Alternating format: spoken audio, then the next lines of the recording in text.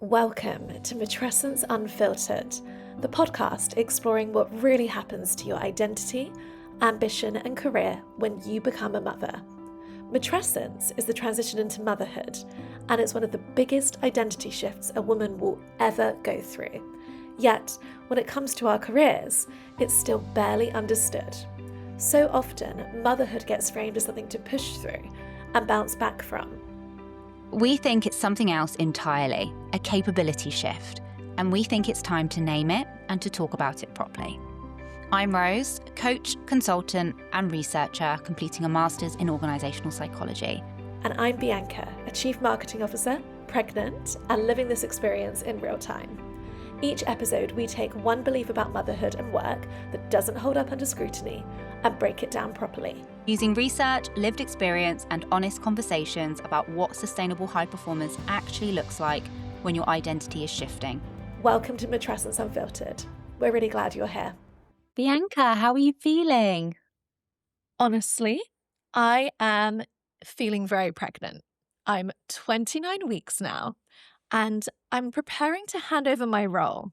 I'm interviewing people to cover me while I'm away, and although I'm feeling really charged by it, I also have this kind of background hum of what if the people that I'm bringing in are, dare I say, better than me?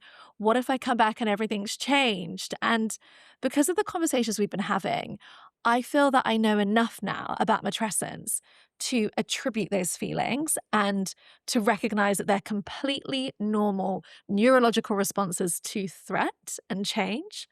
But knowing that does not always make it quieter.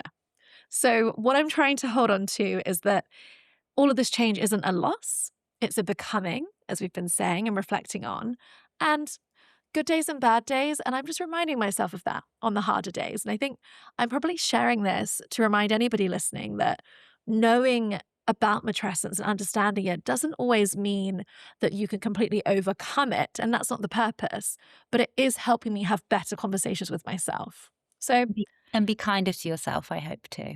exactly. That's my honest take of where I'm at. 29 weeks. I cannot believe it.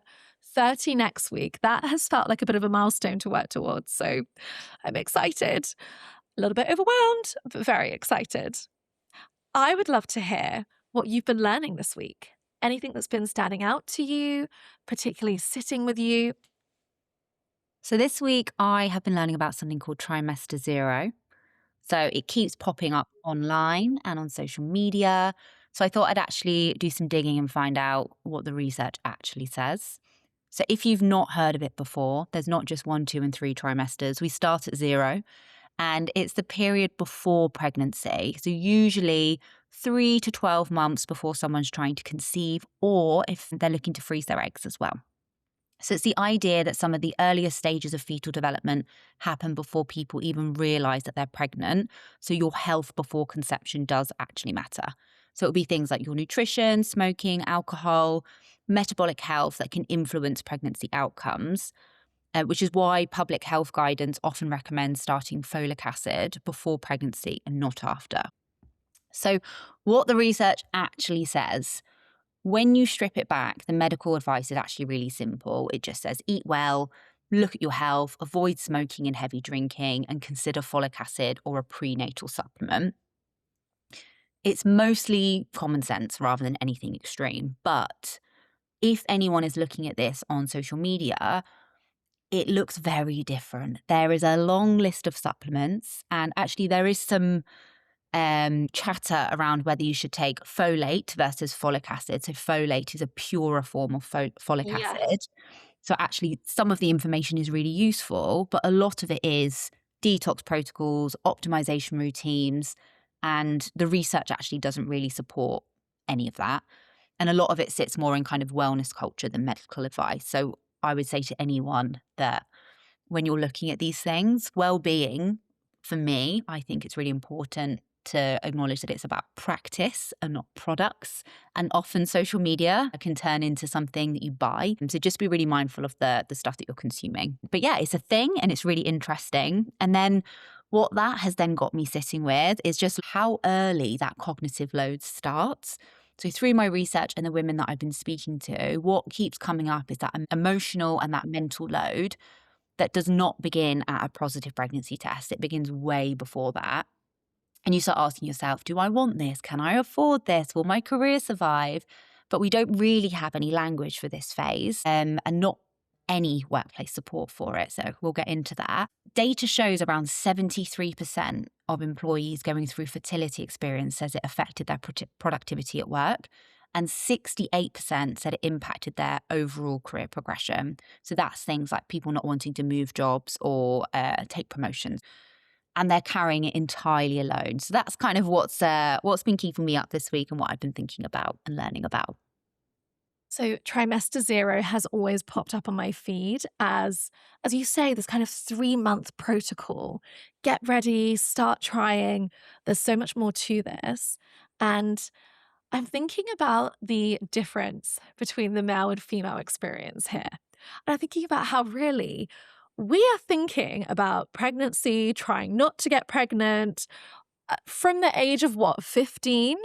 We're routinely having to think about it when so many boys and men that I know don't have this weighing on their Not mind. even a thought.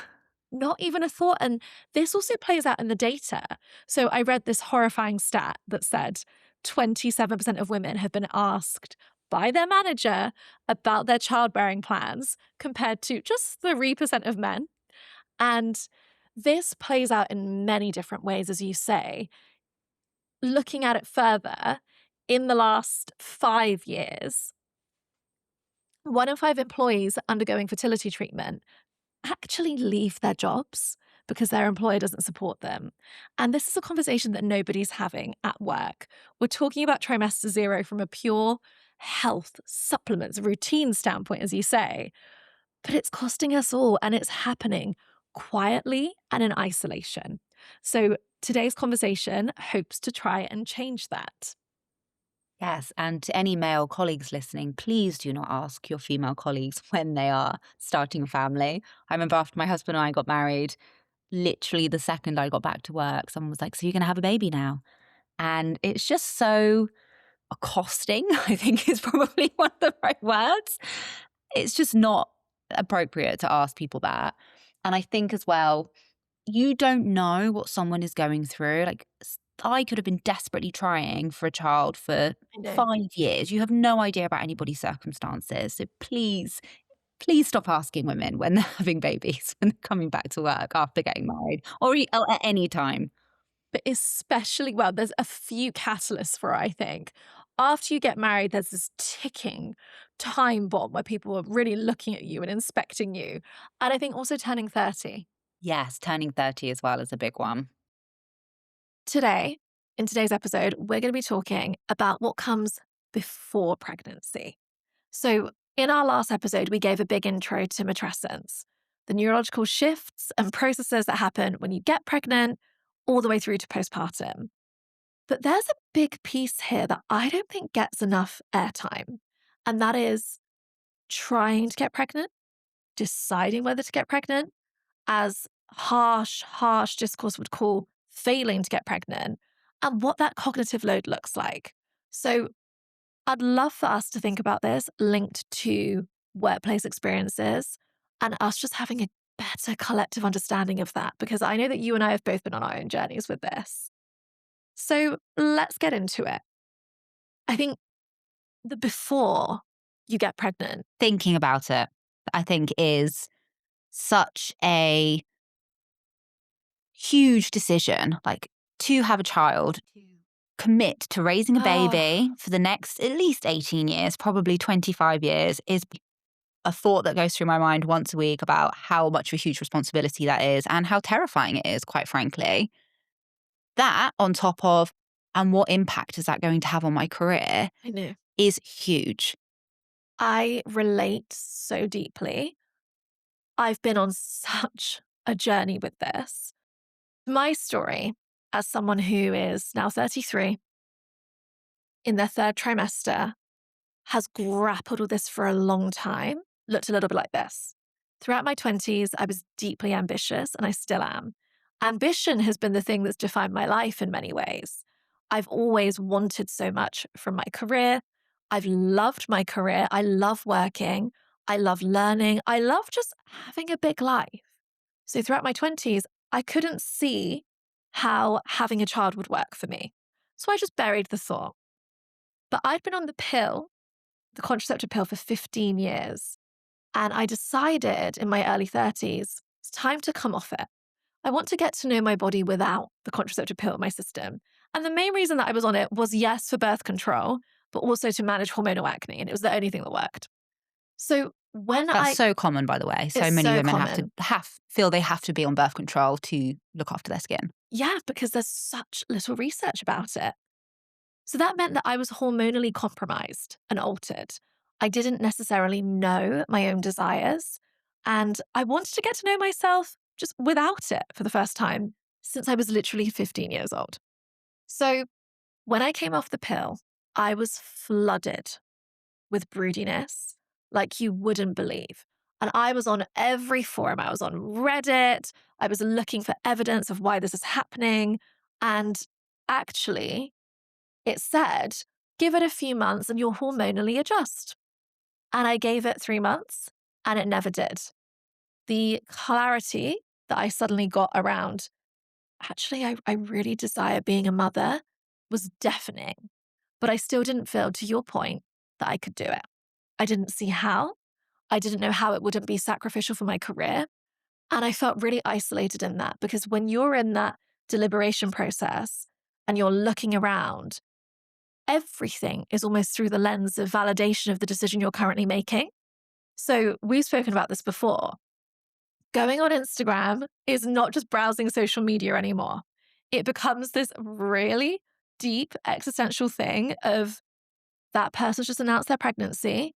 That's invalidating the decision that I'm currently making not to have children. Comparison is the thief of joy. Comparison is the thief of joy. So I'm going to mute them. I'm going to unfollow them. I can't handle it. I'm going to create my entire feed, in my case, as I did for about a year, with child-free people only.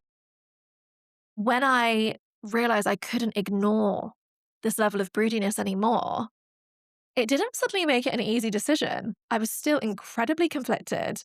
I don't personally believe that you can have it all. I think you can have elements of life, but not all at the same time. I believe there's a constant trade-off. There's no such thing as like a perfect mother, perfect career woman. We have to shatter that illusion. But I couldn't see myself in it. And then what ended up happening with me is that over time, I actually had to start listening to my body rather than my mind. But you are looking and listening to somebody who has outsourced this decision to everything external. Climate change, state of the world, economic reasons, reasons in my previous relationship where it wouldn't have been the right thing to have a child with him, even though we were married. It wasn't his path. And so all of the complexity of that of, I really want to do this thing, but I don't think I can do it with you. And that's grief. That's sad. That's hard. It was incredibly isolating to go through divorce with that as a real primary reason for the separation. And it just makes you think, doesn't it? I'm one person with my experiences to date to get to this point of pregnancy. How many people everywhere, unspoken, are going through this deliberation in their minds? It's like that Charlie XCX song. I think about it all the time. Have you heard that on Brat? Brat. Yeah. Oh, yeah, of course I've heard Brat. But on Brat, there's a song and it's like, I think about this all the time. Oh, And it's about whether to have children. And when my career's taking off, what does this all mean? You know, I need to listen to that. I don't know that one. yeah, highly recommend it. If Charlie XCX, with all of her resources, is thinking this through, like there are so many of us that are just deliberating, contemplating, and it's really lonely. So I don't think we talk enough about the before and then what happens when you actually start trying and all that comes with that. It's deeply complicated. And I think bringing it into this room and having a discussion about it is powerful. I think it's really brave to leave a relationship, you know, especially when you've been with someone for such a long time. You've built a life together. We could do an entire episode on this. And as delicate a subject as it is, that it was probably the main contributing factor to my divorce. I know it's difficult. I know it's painful because I have lived it. Something else that's really important there is there will also be women who are with partners who do want children, do want a family, but they might not be the right partner for them. And there is that, and Yes. I've seen people live this, is that sunk cost fallacy. Well, I've been with him for 5 years. I want to start a family. I don't want to start again from scratch. And obviously it's everybody's personal choice, but going into raising a family together with someone that you know isn't your right partner is probably going to cause you a lot of emotional turmoil later on down the line. And that sunk cost fallacy, that's us as humans. We hate loss, so losing those years, more than we value gains. So how much we could gain if we were no longer in that position. And I think, particularly in this conversation, that doesn't just apply to partners, it also applies to your career and the jobs you're in and the companies you work for as well. I love you bringing in a little bit of economic theory there, because that fallacy can be applied to so many things, but I've never connected it to actually partnership and parenthood. I'm slightly different because you mentioned your birth control story. I've actually been off birth control for over 10 years. I have been tracking my cycle long before like the apps came out. And it's something that I've always really liked feeling in tuned with, understanding exactly at what point in the month is happening with my body. But for me, where I feel different is up until maybe like a year or so ago, I genuinely didn't feel old enough to have a baby. I felt that there was so much to do. I've still got so far to go career wise, so much to do, so many places to see and travel and go to. I just felt I wasn't old enough. And then I saw all of my very close friends becoming teenage mothers in their 30s and Guilty as charged. realized that my biological clock is ticking. I'm 34 this. No, I am already 34. Yeah, I'm 34 now. 35 this year.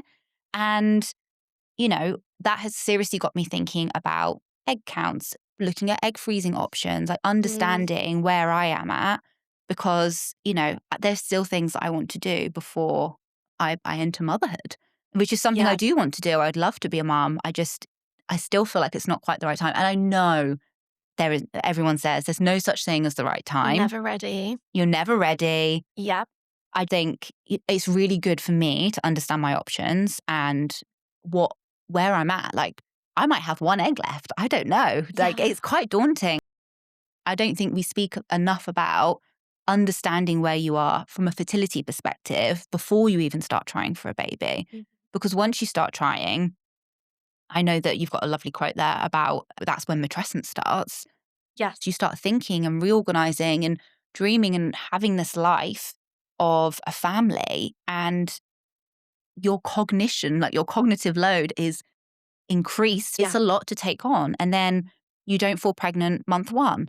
What happens then? That's really something that is just not spoken about enough, I don't think, of supporting women who are actually trying, that they want to start a family.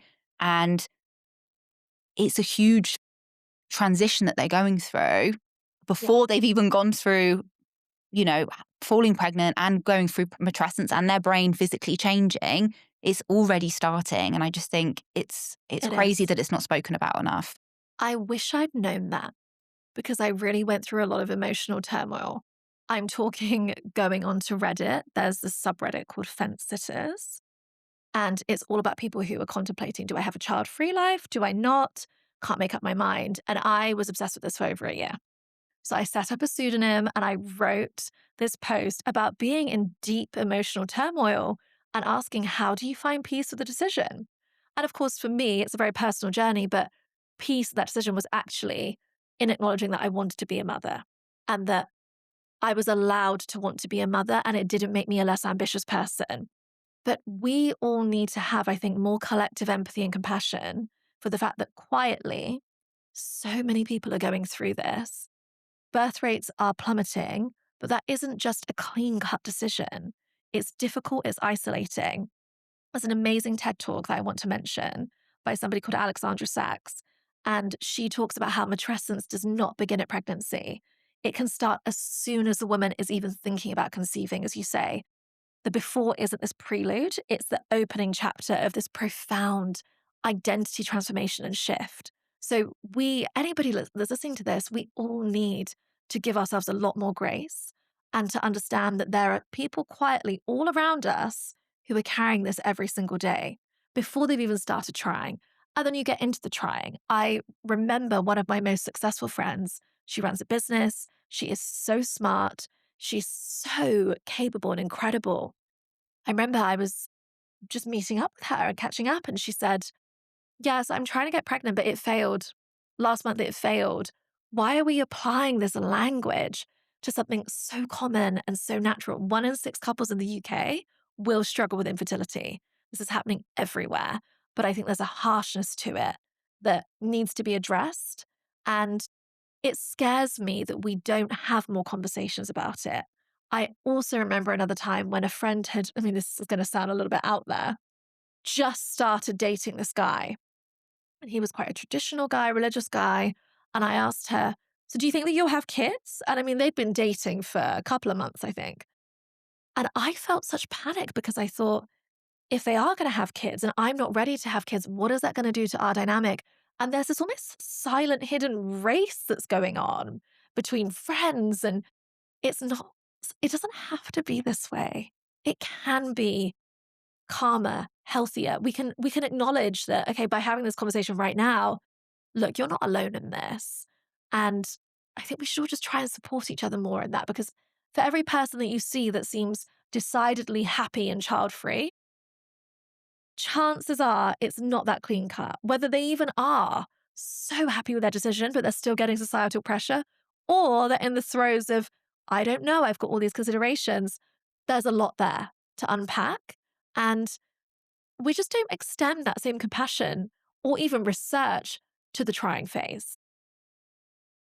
Just you saying that has just triggered something. So I remember when one of my very best friends told me that she was pregnant, and I always thought we were on the same page. We'd never spoken about it, but I just assumed we would have Yeah. babies at the same time. And I remember being unbelievably happy for her, but also thinking, oh my God, this is going to change our relationship. And I'm really scared about what that's going to look like.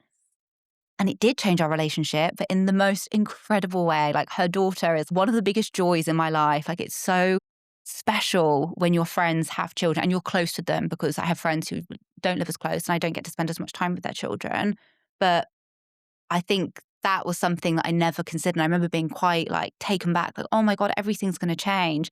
And it did, but it only in the best possible way. Like Matrescence is. Like Matrescence An, again. it's an upgrade. And, I think one thing that I think is really important to talk about in the context of work is how it's almost taboo to discuss trying for a baby at work, because I mean, there's something called the motherhood tax, which impacts promotion, hiring rates, pay. It's incredibly isolating when you don't have anyone that you can confide in and share that you're trying, or, hoping, or, in that very early stages. I know you're not supposed to tell anyone, but if you've got someone that you can connect with and have as your support, because it is a huge thing to go through.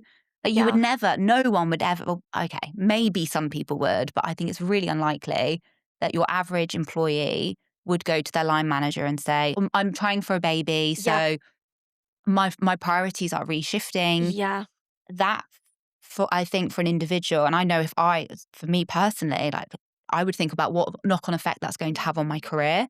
And there's examples where people won't leave organizations because they don't want to start a new job whilst they're pregnant, or not be eligible for maternity leave, to the enhanced Enhanced maternity maternity cover. pay. Yeah. So that stops people from applying for promotions or going for alternative Yeah. roles, because they worry about that impact. And that's, then has a knock-on effect again of the lower income in the immediate term, but also Yes. that gender pension gap and the gender investment gap later on down the line as well. It's Yeah. huge.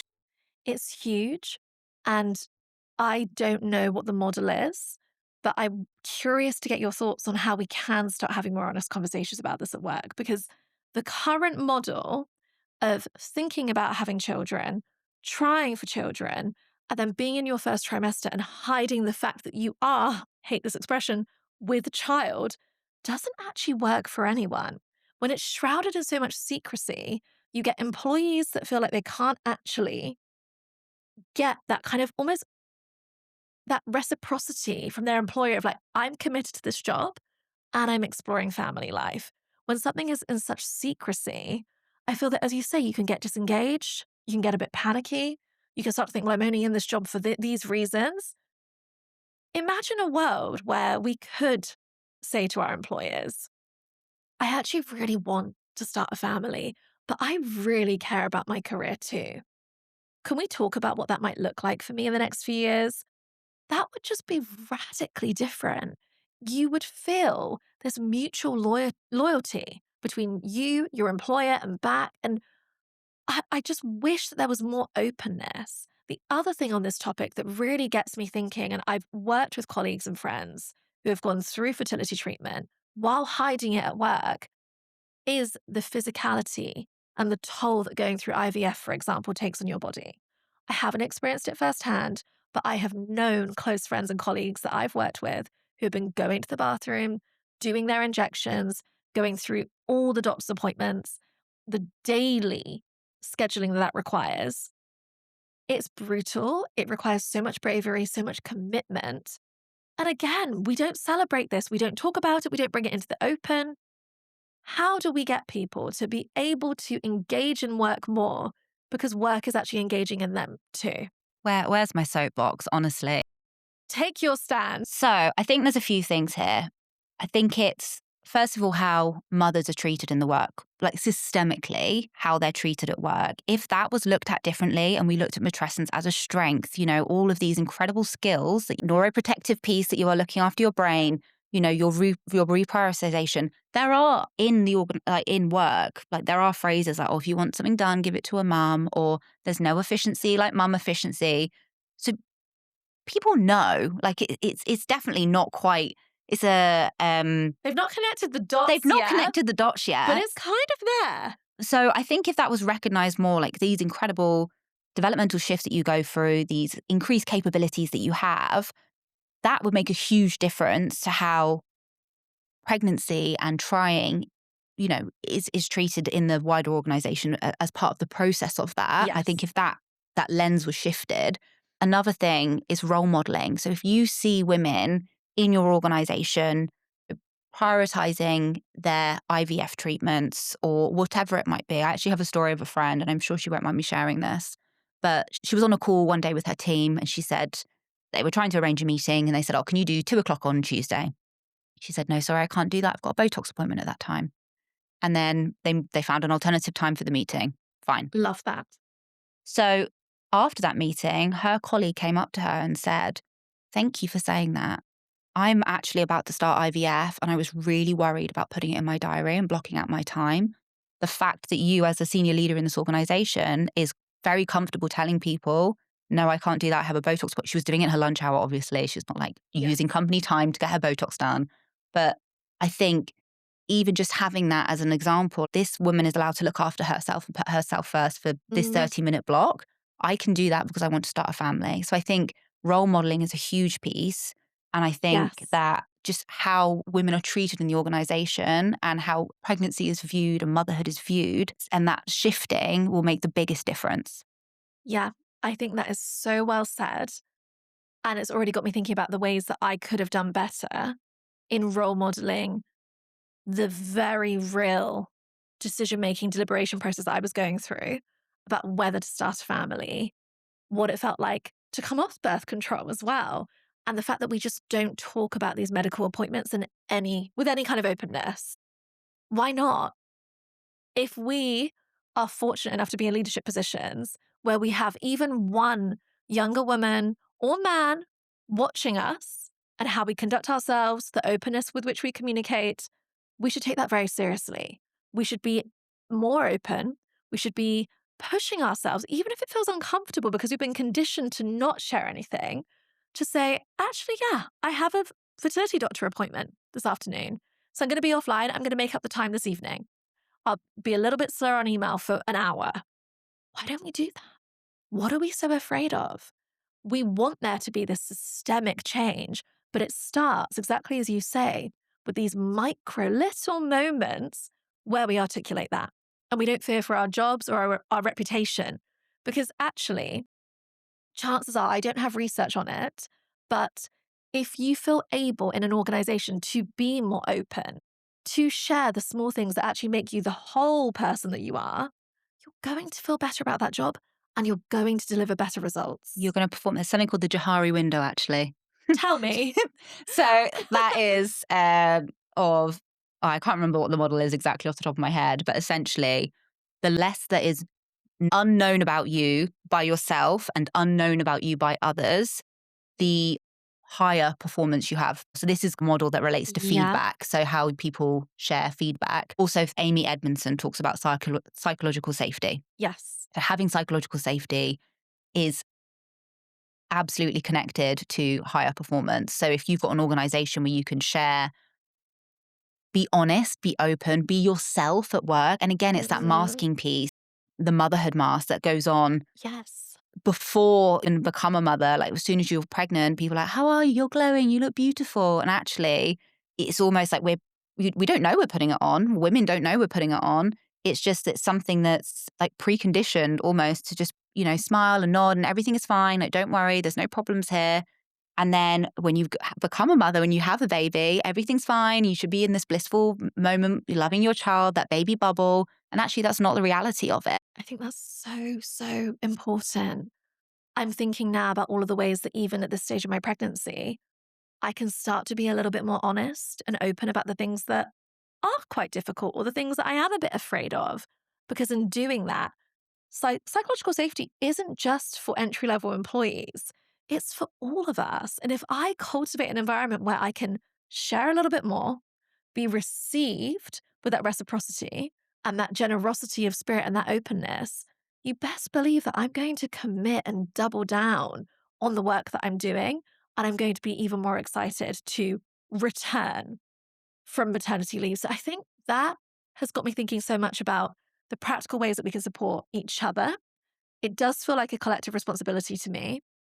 I feel that when I'm looking at that trying phase, it's a big reminder to not take anything or anyone for granted and that these decisions are tough. There's no right answer.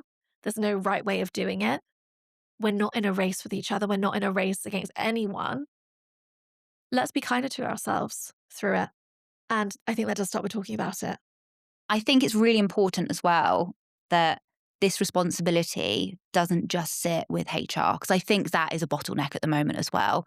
Women rely on these policies, and some of these policies are incredible and give them amazing amounts of leave and lots of support and benefits. I'm not, taking anything away from that.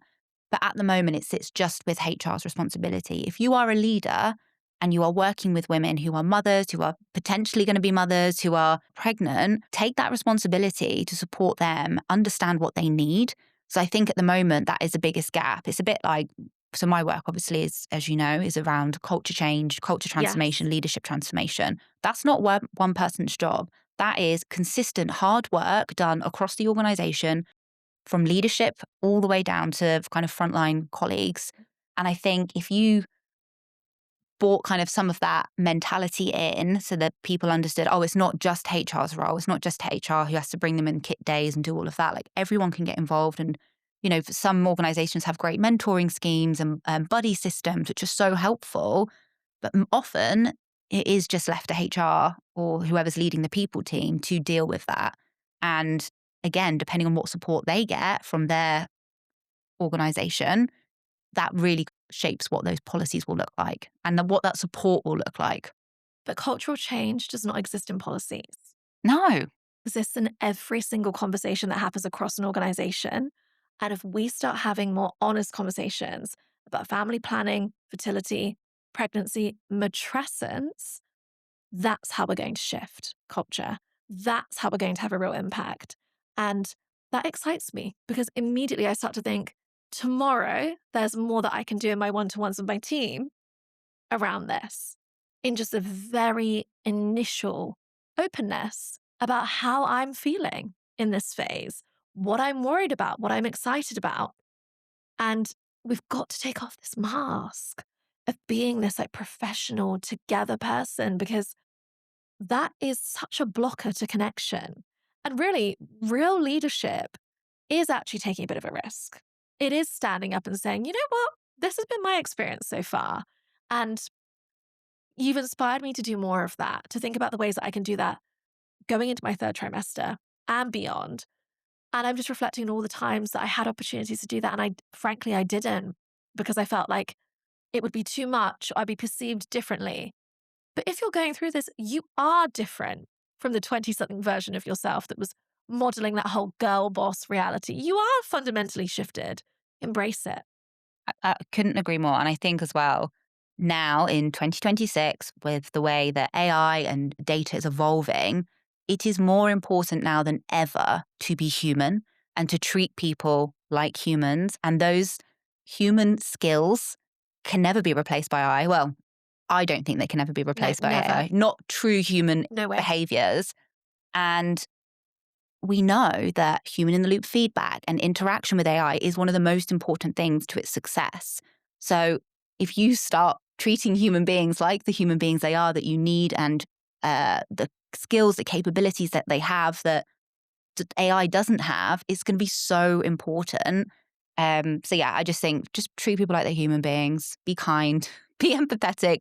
Try. You might never understand what something is going through, but at least try. And if you're worried about retention, start with honesty. Start with actual connection, because that's what's going to keep us engaged. Not the roadmap, not the 5-year plan, but how we can feel at work in a way that enables us to do fantastic and bring fantastic results to the organization. I'm thinking about the perception of have you read the studies of how men with children are more successful Yeah. and they're perceived to be greater leaders? Whereas women, when they have children, become less successful. And this is all about perception, right? Fascinating. What do we do about that? What is that? I do think if people understood matrescence, they understood the identity shift they were going through, they understood the impact it's going to have on their sense of self, which will then have an impact on their confidence. I think we would have more confident female leaders who can advocate for themselves, who can support other female colleagues in their work environment to put their hand up, to go for other roles. I think potentially there has been some societal expectation, and depending on where you're working, it's been a mixed bag with who I've been speaking to. Some women that I've spoken to have felt enormous pressure. If they're going to have a baby, in order to keep performing and doing their job, they have to get a nanny. And that's not necessarily the childcare option that they wanted to do. And then you have other women who feel that they have to go part-time because that's how they have to manage their... Or compressed hours. Don't get me started on compressed which hours. Which is really common and I don't think is working as a model from as far as I can see. But yes, carry on. Yes, and we can talk about this in another episode, but the penalties that can come with that as well. So the women that I'm talking to are also, are saying that they felt pressure because they are the mum. And, sometimes the mums are even the higher earner in the household. Yeah. But because they are the primary caregiver, they reduce their hours. They go part-time. They find alternative jobs closer to home so they don't have to commute as far, or that has more flexibility. It's generally the mums have to sacrifice, not the fathers. But men are perceived better leaders when they have children. And women, it's that motherhood tax again, those negative penalties for being a mother, even though society is telling us they want us to have more children. Like, can we create an environment where it's less hostile for women to do that? Totally. And I so agree with you. And to wrap this up and end it on a note of advice, if I could go back to the version of myself that was grappling with this decision, that was feeling shame in the workplace, that would not talk about it to anyone out of fear of judgment or being perceived differently, I would really take her hand and say, you have nothing to be ashamed of. In so many people's brains around you right now, they're deliberating something. It could be whether to have another child after they've had their first. It could be to not have children at all. But you're not alone in this. Don't let it be this great divide for you of, well, I can't focus on my career. I can't do you can still. It can live alongside it. But I think that starts with feeling less shame. If we let go of some of the shame and we realize there's so much out there happening for all of us, we're all on our own journey, the whole thing changes. So as we draw this episode to a close, we have a term to retire or rebrand. And I would like to suggest the term trying. Trying, yes. I think the language is so messed up. Trying implies failing, implies winning. It just feels so harsh. What do you think? I think that trying, like to say you're trying something, it's like, oh, I'll give it a go. Like it's like non-permanent. And actually, a lot of thought, a lot of love, a lot of planning, emotion, like emotional turmoil has gone into making the decision that, yes, I want to start a family. It is more like strategic planning and approaching it almost like you would planning a wedding rather than like, oh, yeah, just give this new recipe a try. It's a huge life event. And I just don't believe that the word trying is the right word to capture the amount of thought and planning and love and, you know, difficult decisions, as discussed in this episode, having to make tough choices as well, whether that is your personal life, your relationships, friendships, careers, travel. Trying just implies that it's non-permanent. I'll give it a go, see what happens. And I understand the concept as well. And I know there's a lot of research around putting too much pressure and stress on yourself when you are starting a family or attempting to start a family or trying to start a family. And the additional stress can be a factor in not being able to conceive. So I think, yeah, I understand the not wanting to put too much pressure on yourself, but I think to use language like trying is just not even cutting it close, getting anywhere near what is actually going on and the amount of love and stress and pressure that goes into it, all the mix of emotions, not just giving something a go. Oh, amen. And the only thing that I can add to that is that trying can also imply not trying hard enough. And Yes. we know that there is so much that has to align and happen to actually get pregnant. It's not this, oh, we just tried and there it happened. You've got to be ovulating. It's got to be in that specific window. As you say, the conditions have to be right. Stress and cortisol and hormones play a huge factor. There's so much in there. And so, goodbye trying. I think it's harsh. I think it's unnecessarily, as you say, like a little bit dismissive of the whole process. And the amount that we women know that we think about this, deliberate, process, it's so much more than trying.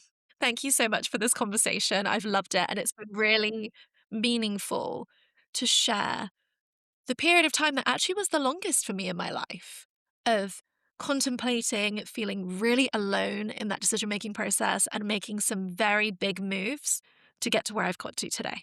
So thank you.